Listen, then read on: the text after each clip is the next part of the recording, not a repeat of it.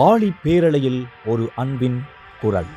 அழிந்து விடுவோமோ என்று பயந்து நடுங்கிய வேளையில் அரவணைத்து தூக்கி எடுத்த அன்பின் கரம். இது வெறும் கதை அல்ல, நிஜம். அறியாததை அறிவோம் பக்கத்துக்கு உங்களை அன்புடன் அழைக்கின்றேன். இலங்கையின் ஒரு சிறிய மீனவ கிராமத்தில் ஒரு சிறுவன் பிறந்தான். அவனுடைய தந்தை கடலுக்கு சென்று மீன்களை பிடிக்கின்ற மீனவன். அவனுடைய தாயார் கடவுளுக்கு பயந்து அவருக்காக வாழ்ந்து கொண்டிருக்கும் ஒரு பெண்மணி. காலை உதயத்தின் பொன்னான வெளிச்சத்தில் அந்த சிறுவன் கடற்கரையில் ஓடி விளையாடுவான். கடல் அவனுடைய நண்பன், அலைகள் அவனுடைய இசை. ஆண்டுகள் கடந்தன, சிறுவன் வாலிபனானான். ஆனால் ஒரு நாள் அவனுடைய வாழ்க்கை மாறிப்போனது. ஒரு கடுமையான நோய் அவனை பிடித்தது. அந்த நோயிலிருந்து விடுபடுவதற்கு அவனது வீட்டாரும் அவனும் போகாத இடமில்லை. அருந்தாத மருந்துகள் இல்லை. எவற்றாலும் பலனில்லை. பலவீனமடைந்தான். அவனது வியாதியின் நிமித்தம் தாய் துக்கம் கொண்டாள்.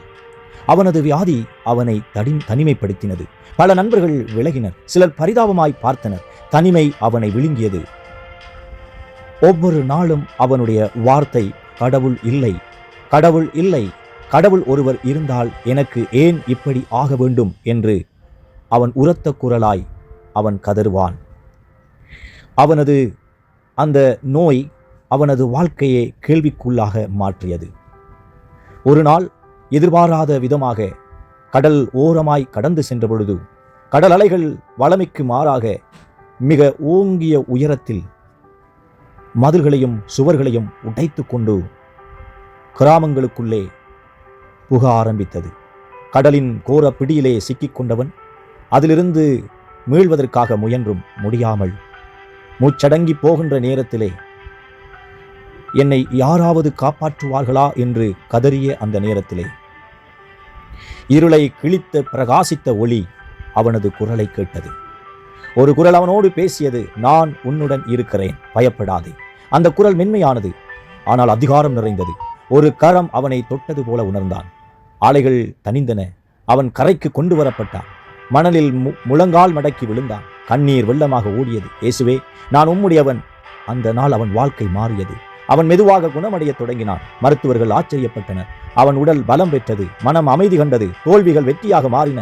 தனிமை சாட்சியாக மாறியது. நோய் ஆரோக்கியமாக மாறியது. இன்று அவன் அந்த தெய்வத்துக்காக தன் வாழ்வை அர்ப்பணித்து அநேகருக்கு அந்த அன்பை கூறிக்கொண்டிருக்கின்றான்.